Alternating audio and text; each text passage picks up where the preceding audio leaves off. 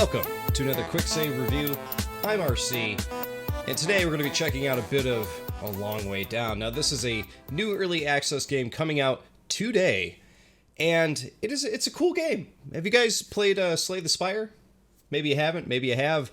It's very much like that, with the fighting, I should say. You know, very, very card-based RPG battling type of thing going on with the enemies. However, the one big difference here is the fact that you have this big isometric world, or I should say dungeon, to explore. So basically you are going through this whole dungeon, laying tiles, building your own way, fighting enemies, gathering more tiles, gathering equipment, and fighting these monsters as you go to accomplish whatever your objective is. So our objective this time, and you have several, as you can see on the left over here, we can activate 3 campfires, we can kill 5 monsters. These are all optionals.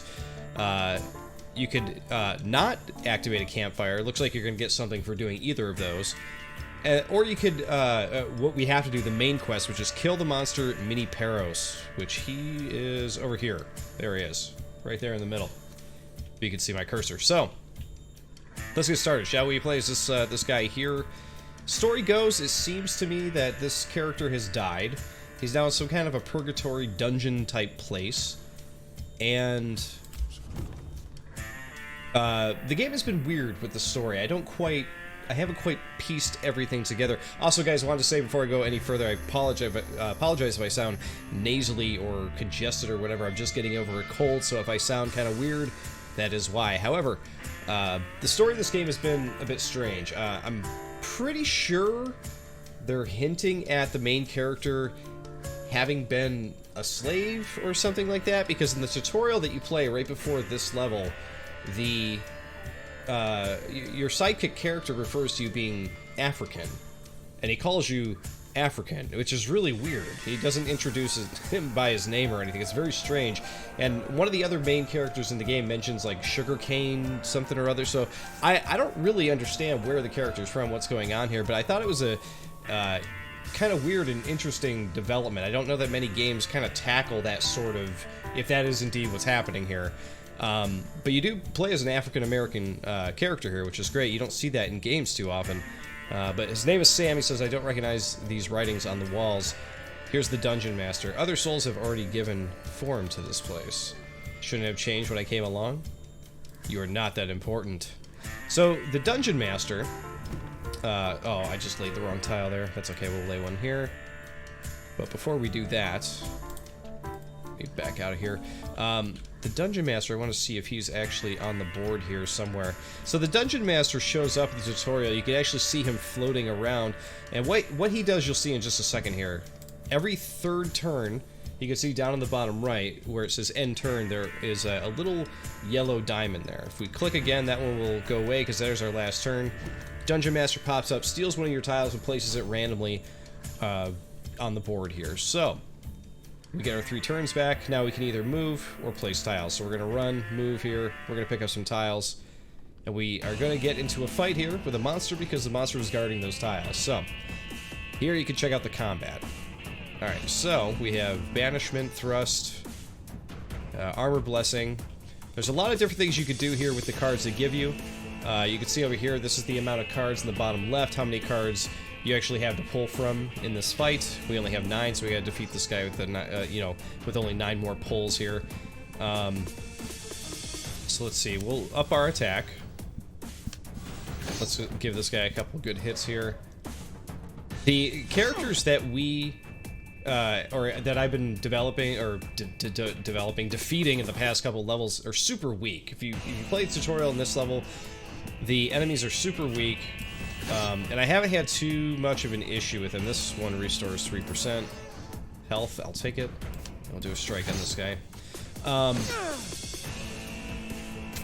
But I'm stuck. I'm actually playing a second game here because I'm stuck on my first game. So I actually started the first game. We're going to heal ourselves here first, and then we'll strike this guy and take him out, just so we come out of it with some health. I got to World 3, and there's a big boss. So in this level, we're going after the Mini Paros. In World 3, you have to destroy the Big Paros. If that is indeed how you say his name, I don't know. But I couldn't even figure out how to get over to him, and I die usually within a few fights on that world. So keep in mind that this game is in early access. There's probably going to be a ton of balancing and stuff going into it, so something to keep in mind here. Let's see. Oh, he just destroyed one we put down, jerk. So now once we get to this next part over here, the armory, we're gonna have to fight another dude. So you're gonna be doing a lot of fighting. But the name of the game is to explore the dungeon, build tiles, and you know, find chests, get your character more strong to take on these, you know, harder enemies and stuff, which is always an important thing to do, right? You do have the option, if you feel like it, of abandoning. You can leave the area without losing what's in your backpack, so that means you'll save whatever you picked up through, but I believe that means you also have to come back to this level and redo it. So, let's move up to the armory here. Before we get to check out the armory, we gotta take out another dude, so let's do it. Alright, we got a thrust. Let's increase our attack, then we'll thrust, and yeah, let's just keep attacking this guy. Bring it down as quick as we can. We got a couple more good attack cards. You're always going to have an attack card. You're always going to have a strike card that you can use, which is really nice. We'll heal ourselves, and yeah, we'll just take this guy out with a couple strikes. There we go. So even if you're completely out of cards, what's going to happen is you'll always have strikes that you can use. But when I was in that third world and I was basically dying on my first try, I was completely out of cards in a fight and I had nothing I could do. I was just getting whipped.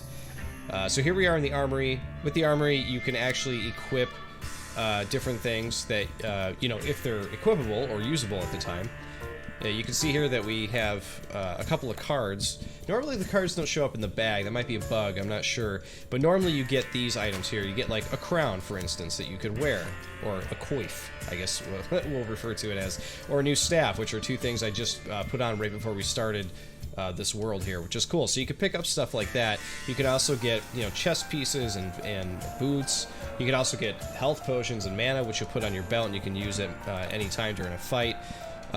We have gotten some new cards here. So we got another armor blessing, which we'll drop in, so we have more cards to pick from. And we got a deterioration card, which will drop in here. So at any point you're in an armory, not only can you deck out your main character here, but you also go into your battle deck and you could put in cards, take out cards. You have one of the other cool things too is that your armor over here, well, some of them will actually give you cards to use. So for example, the reason why we always have that strike card to fight an enemy available is because the magical scepter always has a strike card that'll pop up for us to use, because we always have a scepter. The coif of protection offers a slash card.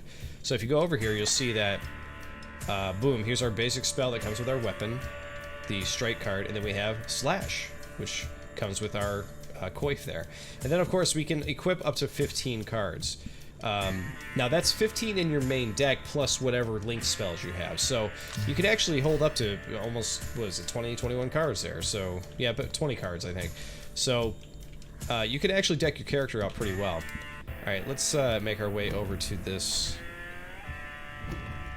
We got plenty of tiles. We're going to make our way over to that chest, even though there's an enemy in it.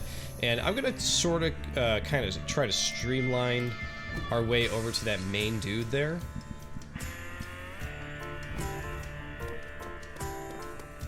Normally what you want to do... Oh, he's going to destroy the one we're trying to get to the chest. The Dungeon Master can be a real pain in the ass at times, so keep that in mind.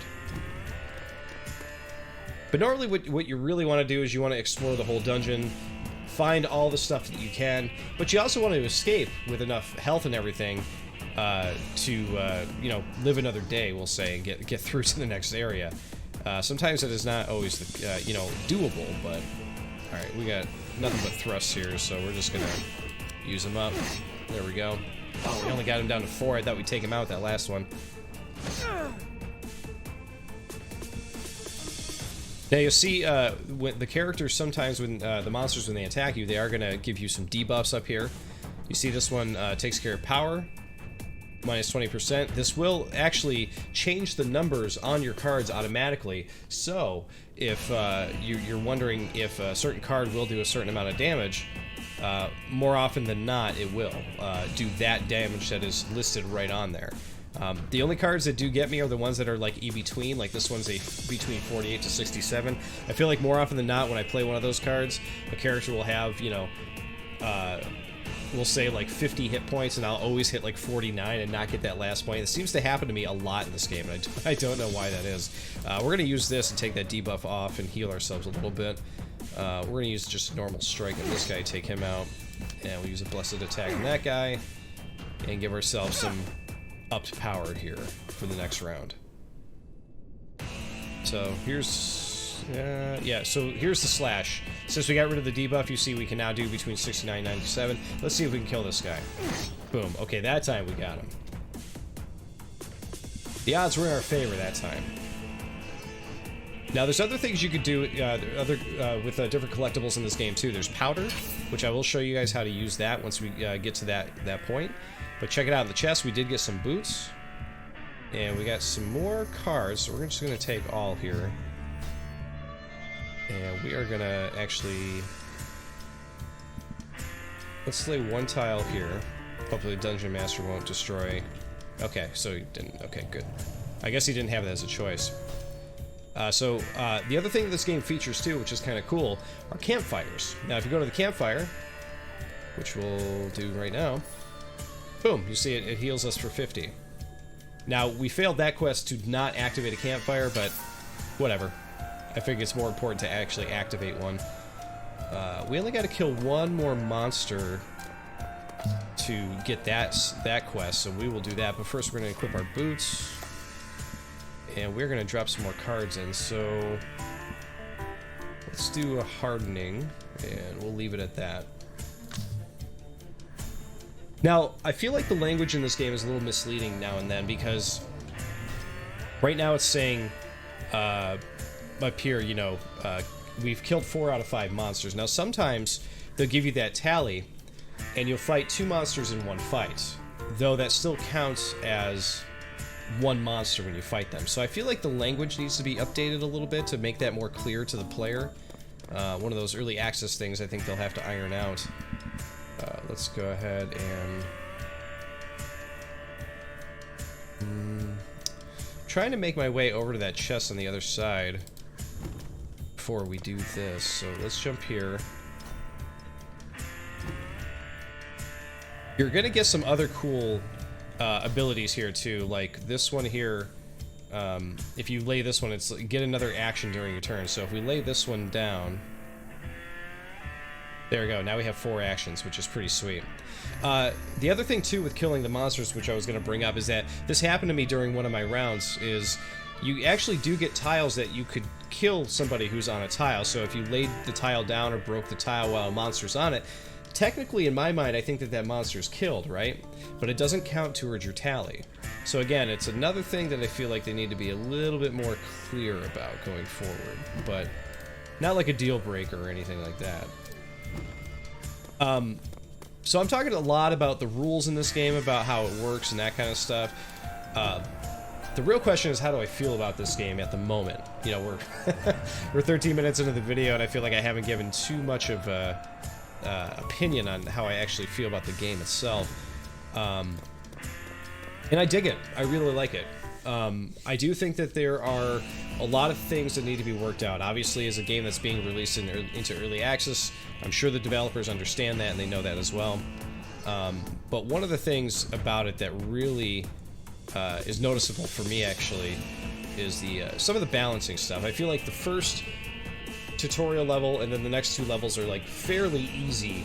And then I got to that 3rd level, which like I said, we'll get to after this level. I'll show you off the boss here. And they kind of just dump difficulty on you. They just like, boof, like it really hit me. So I don't know, maybe the other 2 levels I just wasn't playing correctly. I don't know. Maybe I need to explore more, collect more stuff, that kind of thing.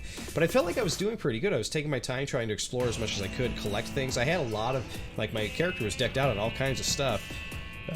So I don't know. But again, could just be a balancing thing, could be something they gotta work out, you know? But I do like it. I love the dungeon building aspect of it. I love the fact that I'm building my own way to things. I think that's super cool. The combat in this is it's almost a little too similar to Slay the Spire for me. This game feels very much like an amalgamation of a lot of different games. It feels like the developer kind of like liked 3 or 4 games and said, okay, let's put aspects from all these games into one game, which is never a bad idea. You know, that's how classics are made, right? You know, people create a game that they're like, man, I had this idea, and I'm not paying attention here to what I'm doing. You know, they had this idea to combine 2 things together. You know, like, what if we took Mario Brothers and combined it with Halo? I don't know, I'm just throwing it out there. With the action of Halo. Be like, Yahoo! I shot you with my assault rifle! You bitch. Okay. But anyway. Moving into moving back into what I was saying. I think that this game has the potential to be something like really, really cool. I dig the art style too. Really like the kind of like, you know, flat shaded character art style. I definitely think it's got like a cool look. But again, the art style it's a little cleaner than Slay the Spire, but it still reminds me of that game. So it all kind of comes back to that. But I have a feeling though that if you like Slay the Spire and you were looking for something that was like kind of built off that and offers just a little bit more, this might be the game you're looking for. Alright, here we go. We got a small action potion which grants an additional spell cast. That's cool. We're picking up all kinds of card stuff over here. We got another thing of boots. We're going to take all that. And, oh, we got some chest armor. This chest armor, though, I believe I had before, and it comes with that annoying betrayal card, which I do not like, which we will discuss next time we can actually put it on. But first things first, we are going to go after the big dude here. So let's do it.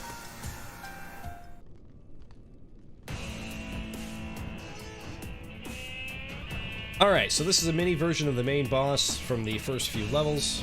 Let's see what we can do against him.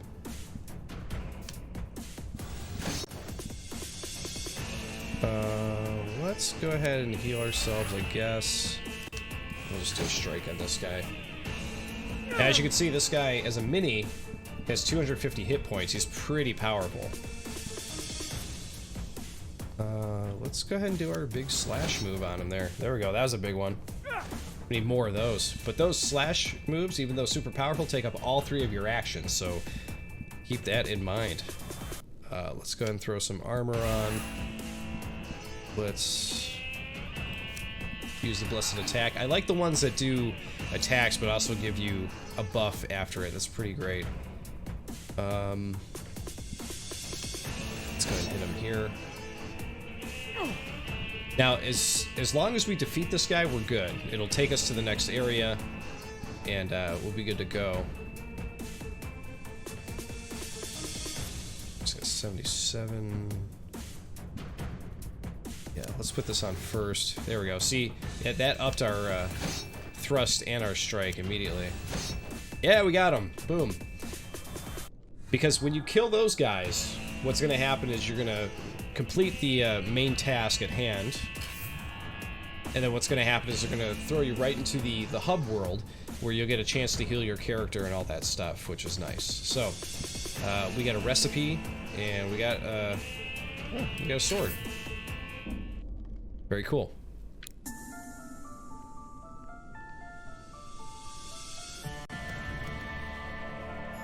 So, yeah, like I was saying though, guys, I'm enjoying my time with this. I think it's pretty cool for roguelike RPG, Slay the Spire type of game. You would say it's inspired by Slay the Spire. You like that? Slay the Inspired? I don't know. I got nothing on that. But here we are. We can now equip our character with other things. Those are actually the exact same boots here. So we're just gonna put on the chest there. And we did get a new sword. So while... So I don't know what all the icons actually mean. So you got the 2 sword icons there, right next to webcam here. But I don't know what they mean. One is going to up +10, one's going to be -5, and one's going to actually minus 50 to my health. I'm not willing to do that. I'm definitely not strong enough for that. But what's cool is that if you get to a situation where you have something you don't want and you know you'll never use it, like this sword, for example, we'll probably never use this, you can actually take it, recycle it, and you will get plus 25 powder for that. Let's go ahead and continue. So any of this stuff, actually we have extra boots too, so let's click there, recycle those and get 12.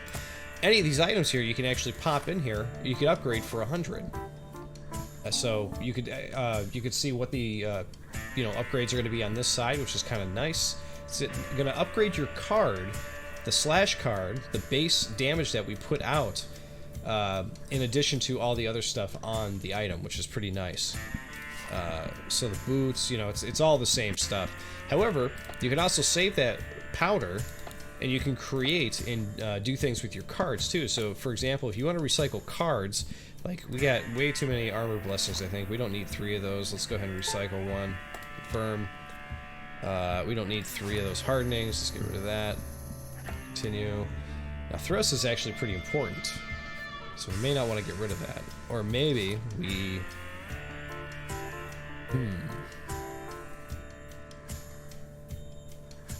We already got 1 upgraded thrust. Well, one of the other things you could do too is, for example, we've only got 1 heal card. It might actually be beneficial to go ahead and clone that and have 2 heal cards. So that way we go back to our deck here. Boom. 2 heals. We're going to need it, especially going forward. The game gets tough. Let's go ahead and... We do not have 15 cards yet. What can we drag in? This Backfire is one I haven't seen yet, and it's one we just got. It deals 36 to 54 damage to the target, but also deals 11 to 14 damage to the caster. Ooh, I don't like that. That's like a last resort card. Why would I want that? Deterioration. Do we have one of those? We don't. No, we do. Okay. Yeah, none of these are really doing much for me, so why don't we do... These thrust cards are the best, I feel like. So let's go ahead and clone... But if we got 3 of them... How come I can't put another one in? Because I got 14 out of 15. Should be able to pop another one in, right? It only gives me to pick... gives me these to pick from. So they are all in there, all 3 thrusts. But the interesting part, yeah, there's the good thrust there. Okay, so here's what we're gonna do. We're gonna go ahead and clone this one here. That way we can throw another one in our deck. We need more attacks. We need 1 more heal. I think we're good on everything else. So we're gonna save our powder for right now. We're gonna take a powder on the rest of that powder. Oh, one of the other things I forgot to mention too is that you can have allies in this game. The weird part about this game so far, though, is that I've only seen an ally in the tutorial. I have not come across one in the main game at all yet. But here we are. We are now in Dungeon 2. This place is filled with lost souls. You must clear the way. But we are actually not going to do this dungeon. We're going to go to my other game and jump ahead to where I left off and see what we can do in that level there. But yeah, you're going to be fighting these mini guys, mini Paros, through this whole level to get up to 6. Now you got, let's see, you get reach the Big Chest Island, which is, if I hadn't mentioned already, guys, part roguelike, so, things are procedurally generated, randomized dungeon. So this big chest is over here this time, so we'd have to make our way over to that. It says reach a marble statue, and I think that's this guy over here. And when you go to that statue automatically gives you powder as well, which is, as you can see, very useful. But as you go through the dungeons, like, they give you different quests and different ways or different main objective quests as well, which I think is really, really cool. But like I said, we're gonna go back to the main menu here. And whenever you dash out of your game like that, the game will save what level you're on, but you'll start at the beginning of it every time. It doesn't actually save where you currently left off, which I feel like if they want to be parent-friendly, if they want to be dad-friendly, guys, as a new dad, I find it very, very important to have games where you could just, like, stop right where you're at, like just quick save right there, and come back to it later, right where you left off, because man, sometimes you just gotta get up and you gotta take care of business, you know what I mean? And sometimes when you're in the middle of like a dungeon like this, and you already put like 15-20 minutes into it, and you gotta put in another 15 probably to get to the end, it's really frustrating that you can't, like when you quit out, save from where you're at. So that is something I would suggest, and something I would suggest in any game, really. I've been spoiled by the Switch, to be quite honest, guys. The Switch, no matter what game you're playing, you can just hit the home button, and when you head home, it'll just save like wherever you're at in any game. It's amazing. It's like such a great innovation. I love it. All right, so here we are. This is my first game, my first guy. You can see that we have a lot of the same stuff, except I'm one level further. We have a, you know, chess piece here. We got a very, very similar deck to what we had before. And I'm not gonna edit anything. I'm just gonna go in. I want to show you guys this level here, show you what I was talking about. So here we are. So it says we're in part 3, and it says final. So I don't know if this early access build only has 4 levels in it, like tutorial level and 3 levels, or what, or if there's more after this, because I can't seem to get past this.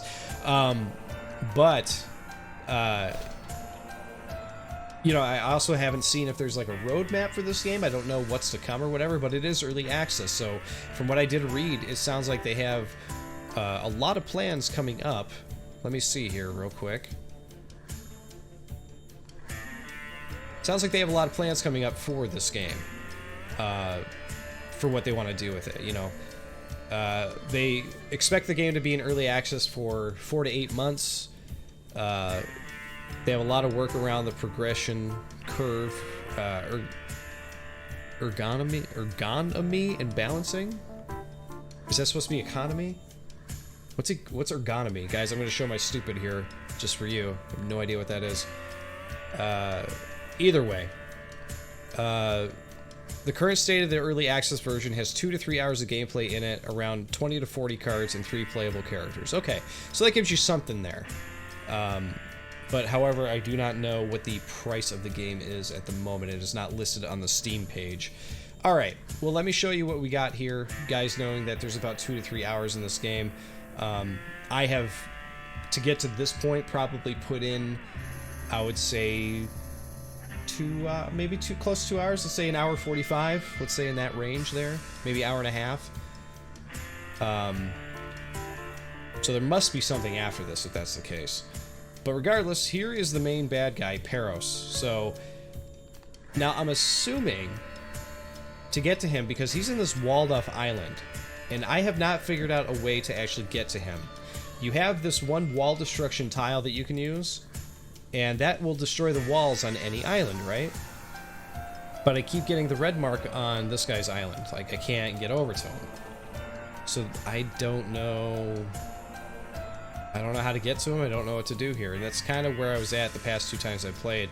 I've come to the conclusion that I feel like I have to kill 5 mini Paros before the island will open up. I don't know. But we can go ahead and give that a shot and see if that's what happens.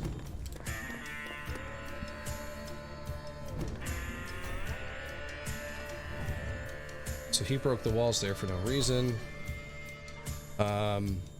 The other thing too about this level too is they made it so much harder than the other levels by putting an enemy on every single tile stack. So for example, this one has 2 enemies on it, fallen king guys, the guys with the crowns, guarding these tiles. So if I go for those tiles right now, which we're down to 13, we need more. We have no choice but to fight 2 dudes. So,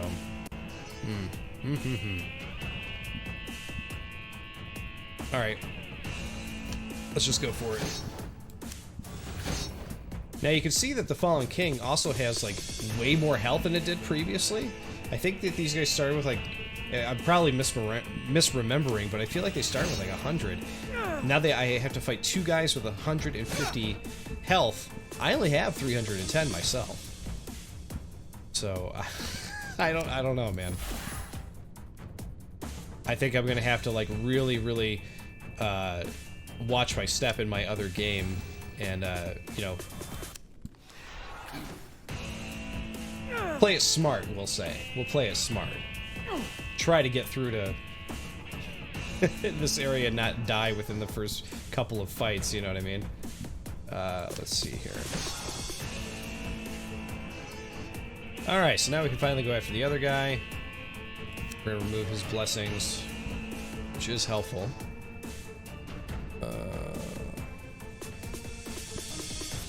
Let's give him a strike. Get his health down a little bit at least. Okay. We're gonna take that, take off our debuff, and heal just a little bit. So we can just discard any card from our hand here. Can deal 36. Let's... Man, what do we want to get rid of?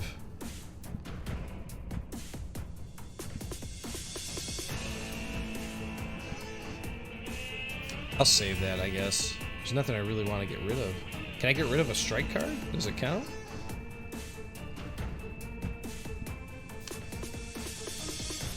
It probably would work on the slash card, but I want that for the next turn. I'm going to hit the guy hard with my buff set up and everything. But as you can see, these two guys have already wrecked me pretty hard.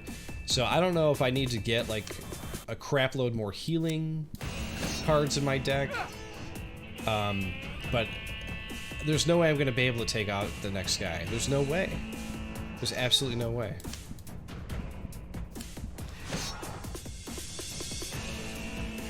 But again, you know, play and learn, right? You play once, and you learn a lot of things from playing through the first time. And maybe when I come back around, I'll figure out what the successful game loop is with this, right? But as it stands right now, I got to go after this guy because he's going to go after me next turn anyway if I don't. So, the other thing too is this version of it.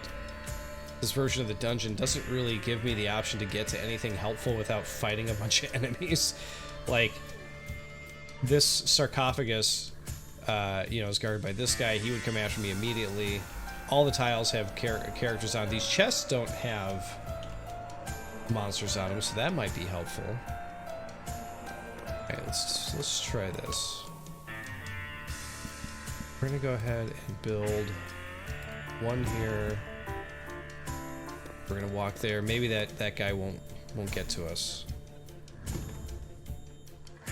Okay, I'll take that dungeon master. That's somewhat helpful. Oh, I don't know if you guys noticed that too, but the mini Paros that was down here on this island, he walked into the sarcophagus. So the enemies have the choice of walking into chests and just being able to be like, hey, I am going to go ahead and guard this. And you have no choice. Kind of sucks, but what are you gonna do? Alright, we're gonna run over here. I'm running to this campfire because this campfire is gonna give us 50 health. Oh, he just broke it off right there. Okay, well, we'll grab this one, and we'll go after that mini Paros here. Hey, we got some tiles. Cool. So because of a lot of the randomness that's in this game, you know, with being a roguelike and all that stuff, here we go. That guy just strolled up to me like, yeah, we're fighting. The thing that sucks too is because he walked up to me, so he's going to get the first hit. So he's going to get a huge advantage here. Jeez. But with everything being so random, man, sometimes it could be frustrating getting into a level in this and being like, man, I don't know what I'm going to do with my current situation. Random cards being drawn that don't seem to be super helpful. Oh yeah, that was it. I think this might be death for me right here. Close to. These guys are getting all the buffs. I've got this gross debuff on me. Okay. Let's use that. Use that. I'm not hitting for crap here.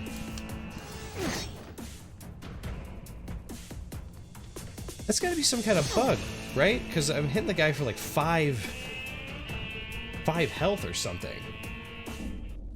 But it told me it would do like 30, what was it, 30 something, you know, health. I don't know.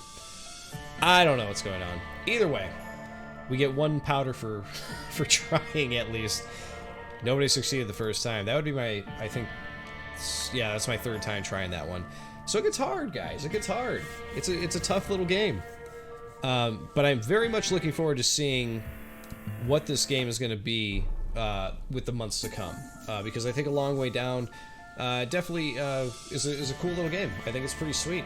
If you guys are looking for, you know, like a really cool tabletop style roguelike RPG, you know, dungeon building thing that, like I said, it's an amalgamation of a lot of different games, I think it works pretty well. I think there's a few balancing issues. Obviously, there's some weird text in it. There's some weird things that seem to come off as bugs and that kind of thing. But overall, as a early access build, it's a pretty solid build, and I think it's worth checking out if you guys are into this style of game. But there you go, guys. I'll see you all next time.